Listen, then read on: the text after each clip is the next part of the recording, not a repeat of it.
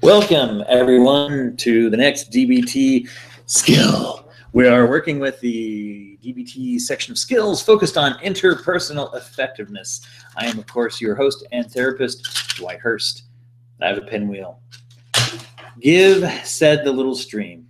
Give, oh, give, give, oh, give. That's from an old church kids song, actually, about a little stream that gives and gives as it anyway, the chorus goes, I'm small, I know, but wherever I go, the fields grow greener still. And I say that because I feel compelled to finish anything I start. It's just the way it is. So today, what are we talking about? Well, we are talking about the DBT skill of give. That's what we're doing. Give. Give. The DBT skill of give is, surprise, surprise, an acronym. That's what it is. It's an acronym about how to effectively communicate with people to have interpersonal effectiveness. You may recall that we did the skill of Dear Man for the video last week, which was also an acronym. And if you don't recall, just go back and watch it. And if you don't know what we're talking about, maybe just go watch all of the DBT videos, but whatever.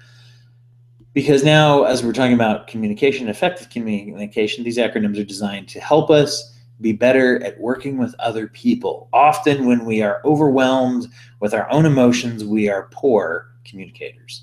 And so give is one of the ways to remember some techniques to help you to, give your all into your communicating. So what does give stand for? Well, gentle, interested,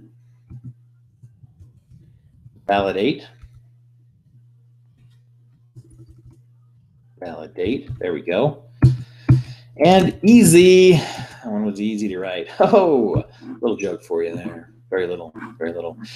Give, of course, an acronym of these 4 skills that are wrapped up into the give skill. Things to keep in mind when you are communicating with people. Be gentle, be interested, validate, and have an easy manner. We'll talk about those just a little bit. First of all, let's talk about being gentle. What does it mean to be gentle with people? Well, I mean, that's kind of obvious, I guess. It means don't be rough with them. Don't be rough, McGruff. That's the little saying that you can use to remember that. A gentle approach is actually a very well-researched communications tool. And I want to be very careful with that because sometimes it turns people off. Let me tell you what it is, and I'll tell you why people don't like it. A gentle approach is respecting that what I'm going to share with this person basically is trying to understand, have empathy for that person's reaction and trying to respect that reaction, the potential reaction, and trying to do it as gently as possible, particularly if I'm going to share something that might have friction or might have some kind of heated nature to it. And so that's where being gentle is important. A couple ways to be gentle. One of them is to take sort of a preparatory soft start. A soft start conversation would be when you say to someone, hey, can we talk? It's about a disagreement that we have, but I want you to know it's not the end of the world. It might be going up to someone and saying, hey, listen, I agree with you so much of the time, and today I want to talk about a disagreement that we have. Something like that. You can be more specific. Laying the groundwork or preparing them for what's about to happen. Yeah, there we go. That's how you spell preparing. You've learned that as well today. I'll tell you why people don't like it. People get turned off by the idea of being gentle with their communications or using a soft start because they confuse it with sugarcoating. Okay, sugarcoating or beating around the bush. Either of those, that's basically the difference here is that sugarcoating something or beating around the bush is when I'm trying not to tell you the thing. Okay. A soft start or a gentle approach involves telling you the thing. That's what makes it not sugarcoating. Sugarcoating in some cases can even be a lie. If you say, do you want to go out with me? And you say, yes. When in fact, no, I don't. That's a lot of sugarcoating. In fact, that's a directly deceitful statement that you're making to preserve someone's feelings. That's sugarcoating.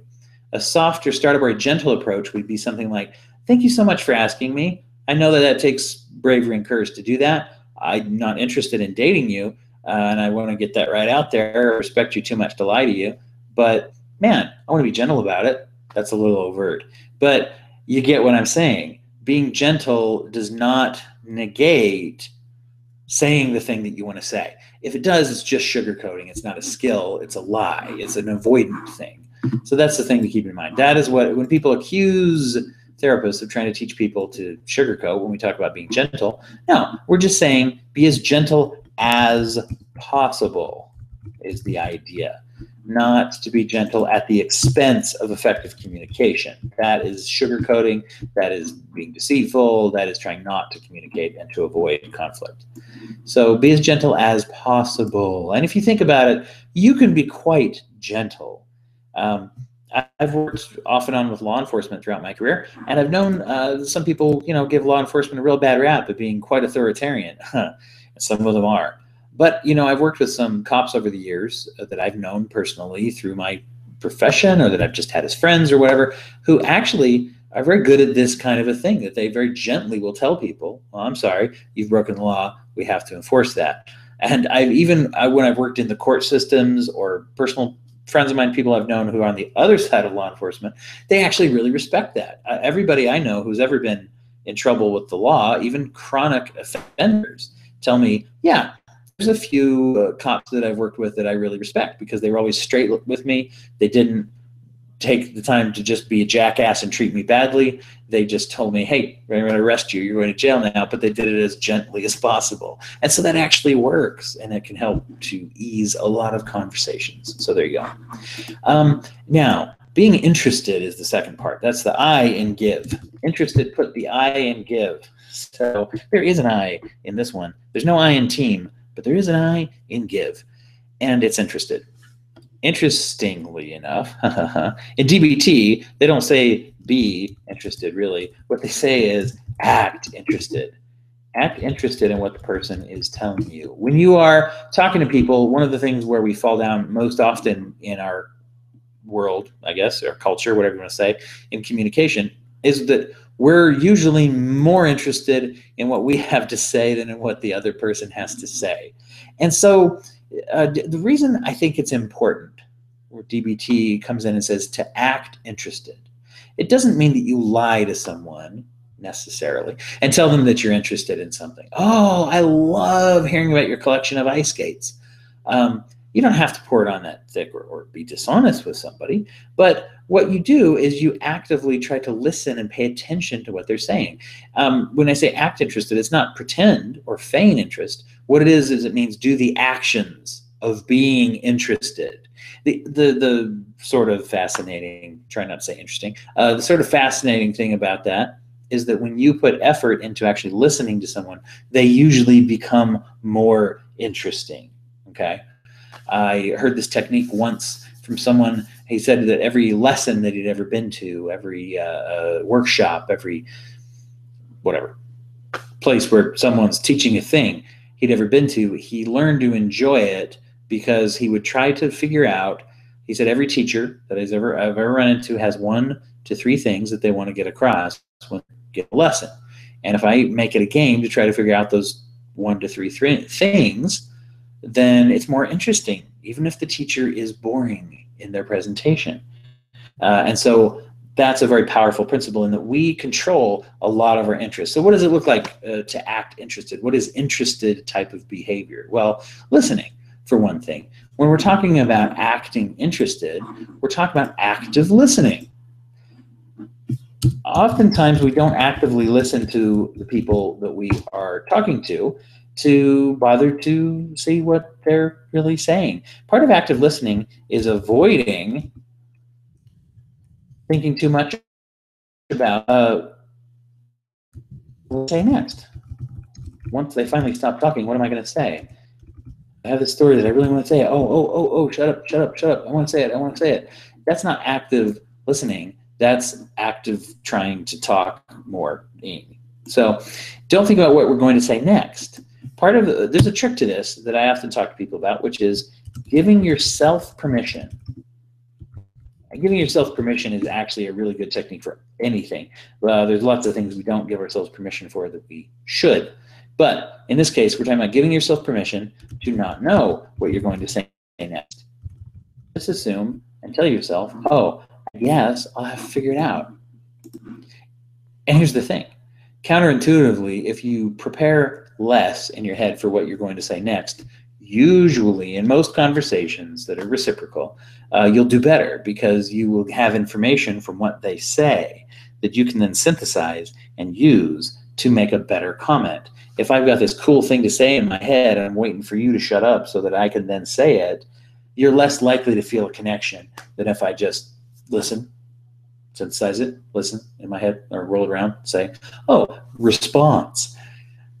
That's going to seem like a more sincere response, because guess what? It's going to be a more sincere response. And so trust yourself that you'll figure out what to say, and give yourself permission to not know. It's in a human conversation, it's perfectly okay to go, oh, wow, let me think about that, and roll that around in your mind.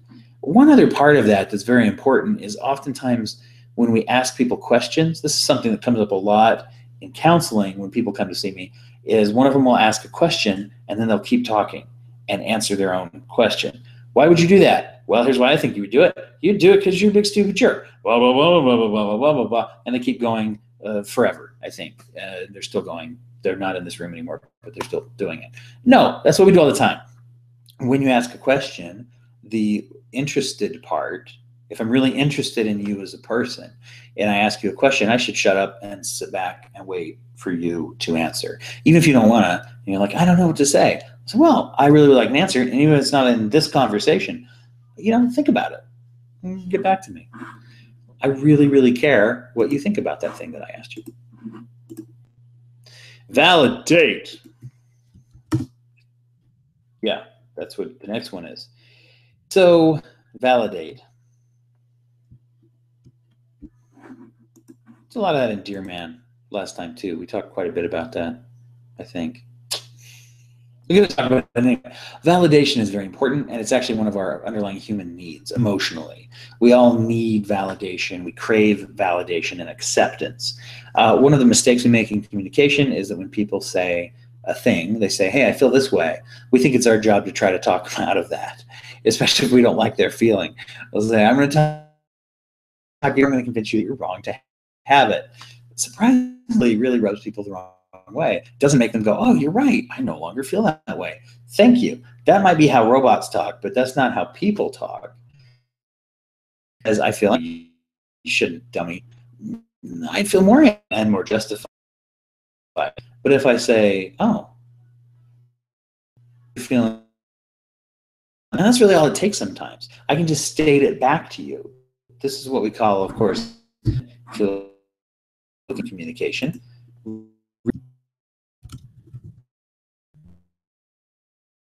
Statement of empathy or even that's another version of that. What about, this is what people always want to know, what about if I don't agree? Well, validation would mean find something and agree. Before lying communication techniques, but something, exclamation points for a full line. That's what we're talking about. There's always something. If somebody says, you can always at least, or that you don't like, wow, I'm sorry, I don't like being, that's it. I just tried to validate the other person and have your permission that they don't need, by the way, to feel needs anybody else's giving approval, permission, whatever you're saying. I get it. You feel that way. That is legitimate in my is the idea. When I could have pushed, and sometimes, in fact, it doesn't matter if the what you agree with matters a whole lot more than the part you disagree with. If you're like, if someone comes up and tells you something, oh, that mutual is really, you let me down, I feel like in your head you're thinking, wow, I don't think that that's the right thing. You're reacting, you're overreacting. But on the other hand, I can also understand why you're hurt. Yeah, I get it. You have a right to be hurt. If I'm in the validating mode, I would take the one I agree with and I would lead with that. That's also a good way to be gentle, is to lead with, I agree with that. Now, if we're going to talk about the fact that I think you might be overreacting or I think the person didn't mean that, we'll get to that. But part of the give skill would be lead with the agreement, validation, so the person knows you're on their side. Communicate something that bonds you before that is a disagreement, which you might have to talk about. But is easy. I don't know if they say the best for last or worst for last, but easy is where we're at. Just take it easy, baby. Okay, what is easy? Easy describes your manner, really. It's trying to have an easy manner or to talk. So basically, it's like this. Are you coming in for a fight? Or are you coming ready for how are you approaching this? Do you come in and the person says to you, hey, I'll talk to you about something. I'm not sending the message that I am reaction. Or is it this time? What? Okay. Not very helpful. Not an easy manner. Okay. If I'm like, okay, here.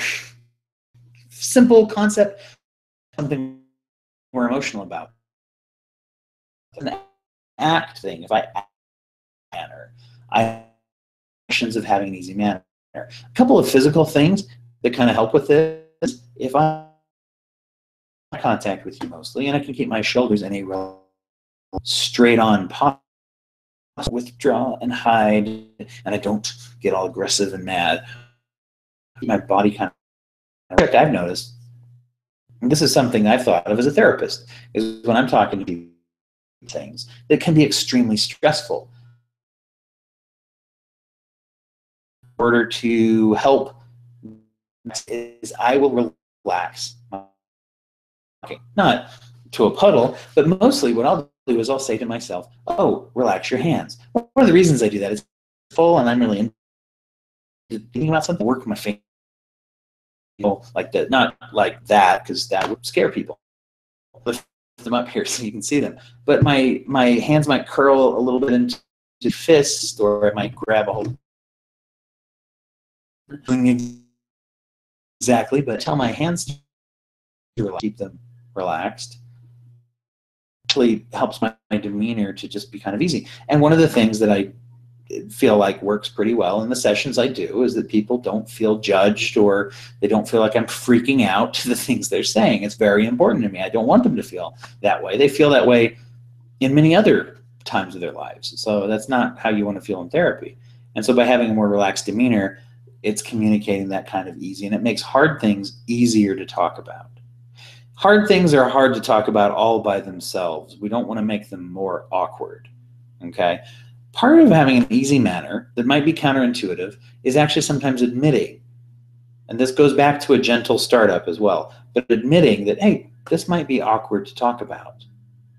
Let's say I have to talk to my kid about something that happened at school that they don't want to talk about. Let's say I have to give the old birds and the bees talk to a kid, or my kid, or whatever. Hopefully my kid. I say that because I've been in the situation of having to help with that sometimes in my profession, and so most of us don't have that conversation with other people's children. Anyway, but acknowledging this might be awkward. If we can do it in an easy, relaxed way, actually makes the person feel less awkward, because we've just admitted that it's potentially awkward, and we both go, ah. So a physiological trick for that is to in your own self, in your own conversation that you're having with people, to take a deep breath before you respond. Because anxiety is all about moving very quickly, and slowing things down is often really good to help the conversation to go better. So yeah, that's it. Let's give. We've given the little stream to you completely. So just to reiterate with that, GIVE is an acronym, stands for gentle, interested, validate, and easy. And so if you keep this in mind while you are communicating with people, I am sure you will find that everything in your life will be much better. Wow, that's kind of an overstatement. Now, it'll help with you with communication, which is really the point of interpersonal effectiveness. Remember, the DBT skills, not magic, and definitely very specifically designed for the one area that we are talking about. If you found this to be helpful, and if you haven't already gone through the other DBT skills, I would encourage you to go back and check it out. I try to number them. Once in a while, I number some of them the same way, and then usually I catch that and change it later. But we go through the distress tolerance skills. We go through which are calming down when you're upset, core mindfulness skills, which are good life adaptation strategies. And now we're talking about interpersonal effectiveness.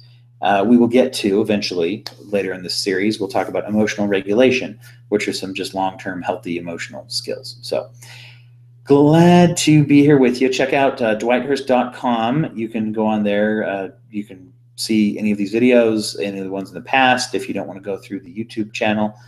You can also hear the podcast, the Broken Brain podcast, or there's some links to some written materials and some other clinical products. You can support this show if you like this project. If you find it's helpful, you can go in there and chip in $1 or $5 or something like that to help me, justify the time I'm spending doing it. Appreciate you. If you have any feedback for me, email me at dwighthurst@gmail.com, and we will, be happy to talk with you and anything I can do to help. Have a wonderful day, everyone. Get out there and give